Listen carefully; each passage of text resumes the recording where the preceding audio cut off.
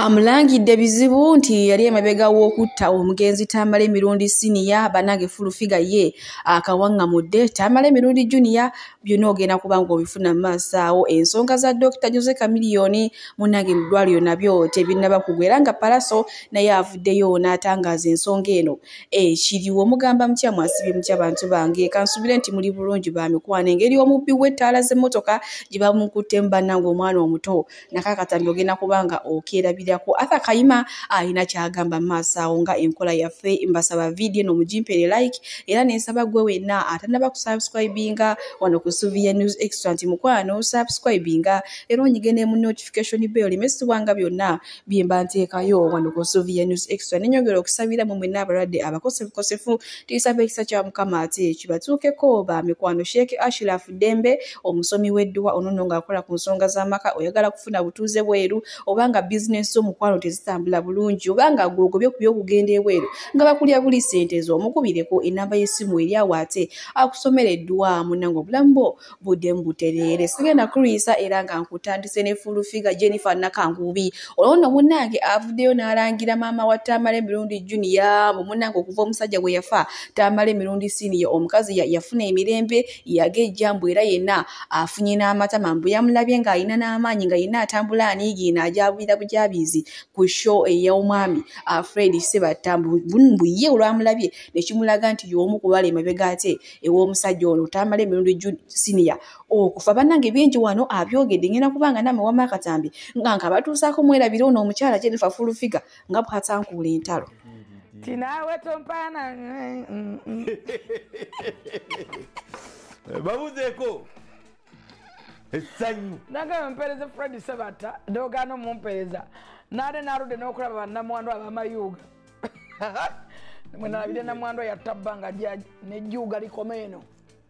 n'akaana kakasiyaziga kabigule toyogera bwotyo Sebatta olyokaŋŋa n'okola sho ate naaludde okulaba namwandu ne waaga nti bamusokoola ku mikolo babba mubbe ejjuuga likoma eno oba mambulugga era oba omukolo ogutugasuulire abantu so ya Sebatta kivuka yasinze okunyumira naye nalabye amawano yabadde ne famire nalabye amawano oba yabadde abaana bagamba mbu yabadde yeetega Sebatta nani namwandu enjavu ani buyugogamba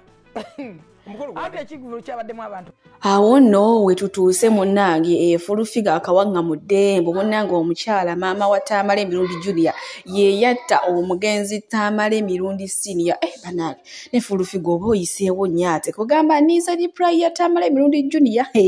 simanyi ngezezaako awo okumunoonyaako omubuuzi munnange akatambi wakalabye omukazi yakedde n'akubako omugambo gwe ne maama wate nga nkumanyi ku maama wo koofiira naye tannaba kunziramu naye oba oli awo alabika ayagala abyogerere lumu ku live kale bwe tweyongerayo ne Dr. Jose Chameleone munnange Palaso avuddeyo n'atangaaza ensonga zino oluvannyuma lw'omwana ono Abba Makasi okuvaayo n'ayogera ebintu abantu abamu baagambye ebirungi ate abalala baagambye nti bibira ye Palaso agamba nti Daniela bambi fumiikiriza lowooza emisana wonna lowooza misana olowooza ekiro nga weebase ebirungi Dr. Jose Chameleone be yali akoledde nti yesu wadde mubi ng'abantu bwe bakirowooza naye ate omuntu tabeera mubi lubeerera wabeerawo ebirungi byabeera yakolerako ebitonotono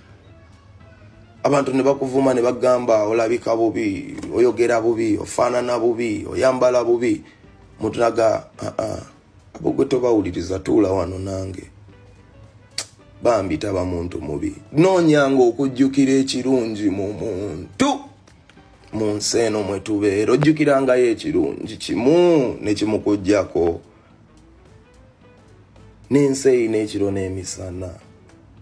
kisinzira oyagala kujjukira kiro oyagala kujjukira misana kale bwe oyagala okubijjukira byonna ddembe lyo naye nga jjukira byonna mu nsi tuyige okujjukira omuntu akwata Bw'ati ate Palaso havuddeyo ku nsonga za muganda we Dr. Jose Chameleone. Jjukira olunaku olw'ejjo omwana wa Dr. Jose Chameleone Abba yavuddeyo n'akawangamula n'agamba nti taata wa Dr. Jose Chameleone ne maama we be bali emabega w'okutta ani taata we bannange. Muno nno bambi Palaso tebyamusanyusiza era avuddeyo n'abyogerako bw'ati ate nga we mubiwulidde agambye nti Yesu omuntu abeera mubi naye tabeera mubi ebbanga lyonna Daniela lyamala ne Chameleone era waliwo ebirungi bye yamukolera. Kale munnange bwe tweyongerayo ne Arthur Kayima abangi gwe bakazaako erya mutima munnange muyina maaso wano oba biki byayogera oba ani amutawudde oba ate abadde kibannange omanyi ayina eddala olingi ono omwana kugamba ye namwe musooka mwerabireko akatambi ate tusobole okweyongerayo bamikwano n'agaleero nti ono omwana ye buli kadde ayiya tagwesa ebintu bye mbadde simanyiiko. Pointi esooka yaŋambye nti ndi gold digger. Saagadde ensimbi neereka ntyo naye nga nali musabye eki tewali. Okumanya abantu abamu nabo baakubwa. Siganyeze Kayima ensi yankwatako dda ekyo si kigaana. Era oluusi nyinza ozukuka ku makya nga ndi nnomo. Olunaku olulala ne nzukuka nga sikyategeerekeka. Naye ng'ate ekyo tekikusuuzaawo munno bwe mukubye ebiragaano gw'osheyalinze nayo. Bw'atyo ye Arthur Kayima munnange olw'olumu nange ansukkako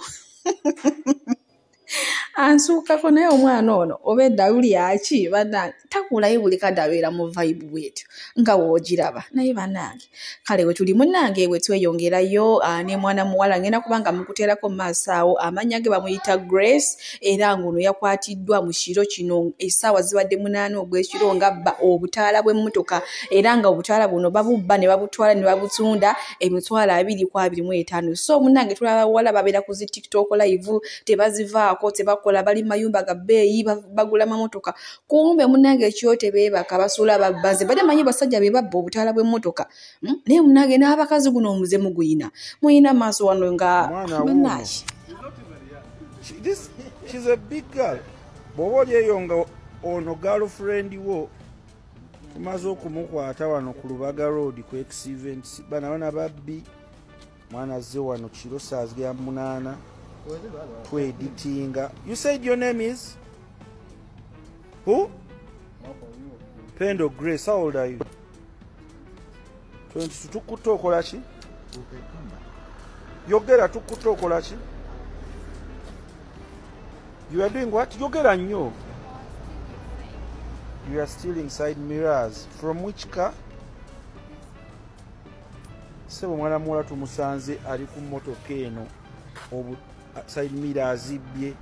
Tuli eyo mu X-Events tukola omwana side mirrors zibbye kiro saa zigenda 8.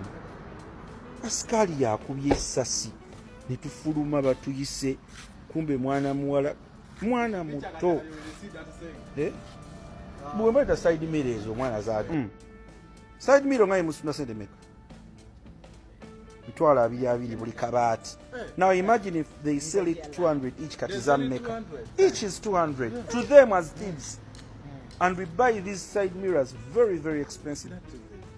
But at this building, now imagine if you shot this girl. Because officer akubi esasi onomwana kwe kuyimirira okudduka. Mwana muto yenna bw'okasanga olaba akawala n'ogamba tunula wano. Kati imagine bazadde bo kye baliko. Olina omulenzi tolina musajja ade boyfriend lwaki tofuna boyfriend n'okuula oyo oli muwala muto mulungi funayo omusajja omugeni n'ebizibu okusinga okubba kati ogenda mu kkomera essaawe.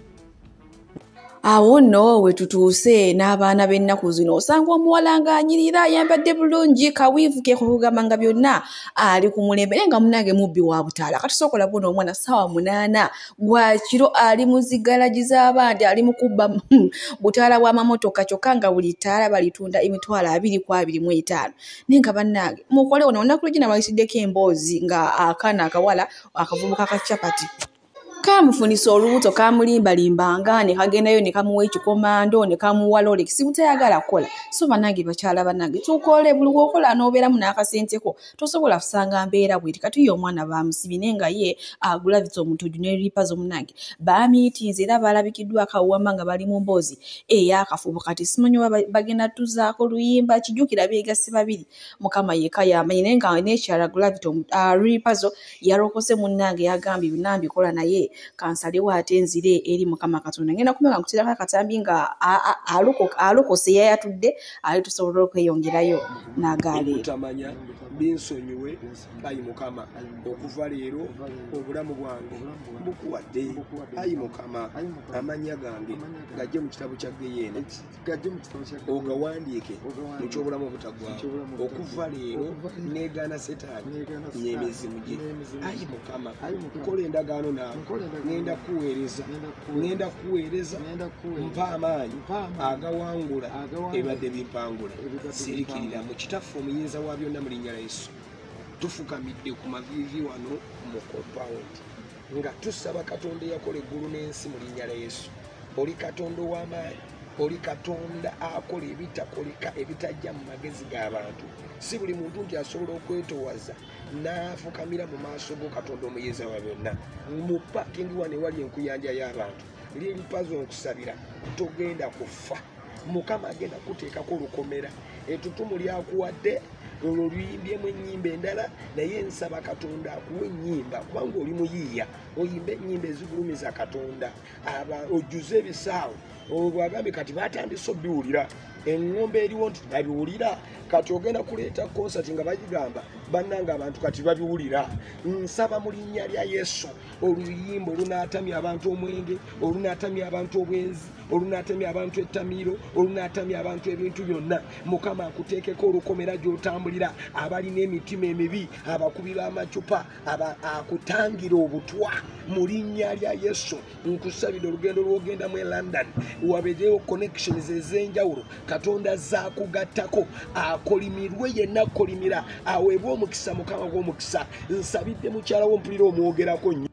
ffenna ne tuddamu nti amiina finale ripazo ye agamba waayi bino ebyokuyimba simanyi enkudimbwa ate simanya ensujju ate simanyi biki kambyesonyiwe munange byonna tubikola naye tuba tubikola bya bwereere ng'amazima tugamanyi nti mukama yakira byonna bwatyo munange ate arokosa ate ye gravity omutujju munange bamuyisizaamu eggaali maaso wano nina mwana muwala ng'agamba nti oluyimba olwa muniongo w'eggulu mbu yali aluyimbira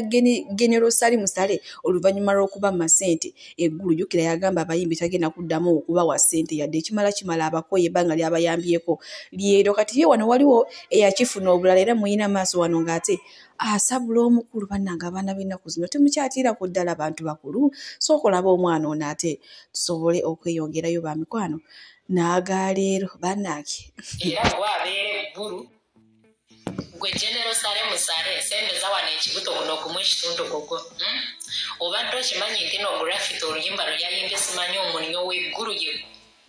yegogo yabataategeeza mukwano tolowooza ng'abadde aswaza Uganda abadde agamba gwe yigwe omunyo w'eggulu gwe weebuuze lwaki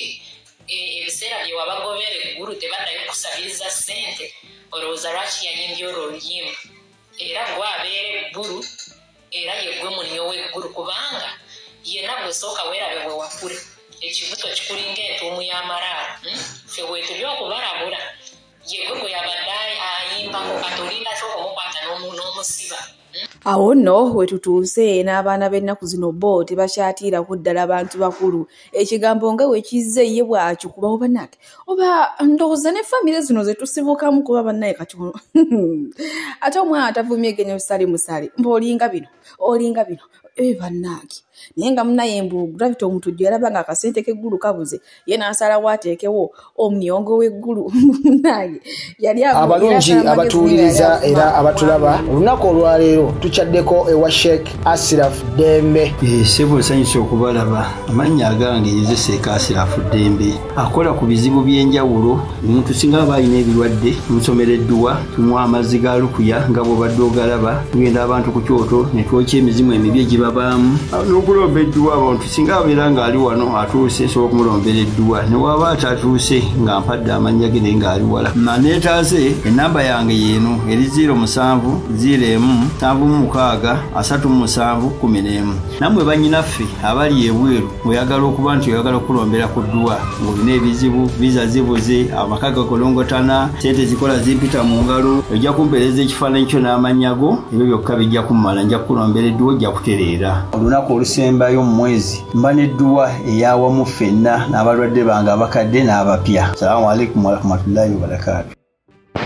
Bwenkuzaako eno ewa Bibi Zanda munange yali afunye Omumerika omuzungu Leila maama ng'abawala ab'e Uganda abaddugavu ng'akyabalabawo nga takyabalabawo naye munange oluvannyuma lw'okufunamu obutakkaanya omukyala era yagenda ng'amaze okufuna omusajja omulala amanyikiddwa nga Mickey Sims Tufani munange akomyewo ku lujja bagamba mu nsonyiwe yali excitement ey'okufuna omuzungu so kumbe ng'omuzungu muyaaye. Naye nga omukyala ono Leila abaddeko ku live awo n'agamba nti bannange Abannayuganda naye mutanjagala nze nina okubaagala byampaka ngenda baagalira abasajja bammwe paka kuwulira bulungi. Leila atabuse eno naye nga Bibi Zanda nalina excitement nange ndi muntu nsobya abaana Bannayuganda mu nsonyiwe okuvaayo neŋŋamba abaana Bannayuganda bannumiza abaana abazannyidde ku nze bannaaye ensi yonna ezannyidde ku Bibi Zanda si Bannayuganda bokka so mu nsonyiwe ddala naye nga situation gye ndimu kati mwena abasindika bo request musooke mundeke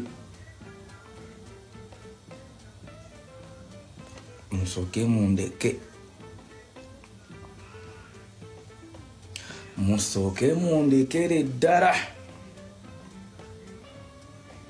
amaziga g'enkaabye gamala.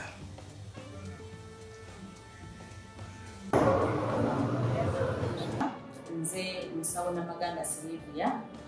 era nga ndi musawo omutendeke ate era nga nkola n'ekitongole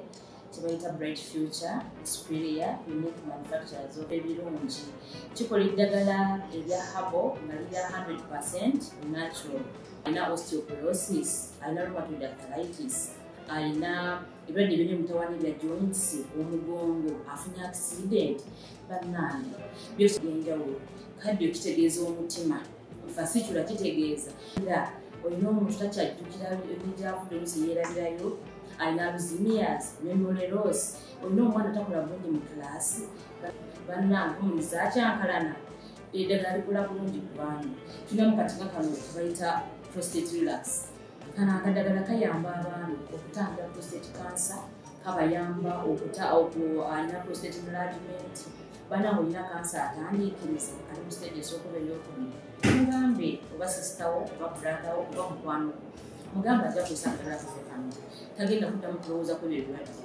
Enkwaso ze tezimala kamuyamba okuyingiza enkwaso ze nokukyawo. Bannange tulina expowerman bw'abanga alina enkwaso ze tezimala kano kayamba okwikurizinga enkwaso ze afuna premature bw'aba tuuse mu kisaawa amala mangu kano kandida oba any harmful bacterias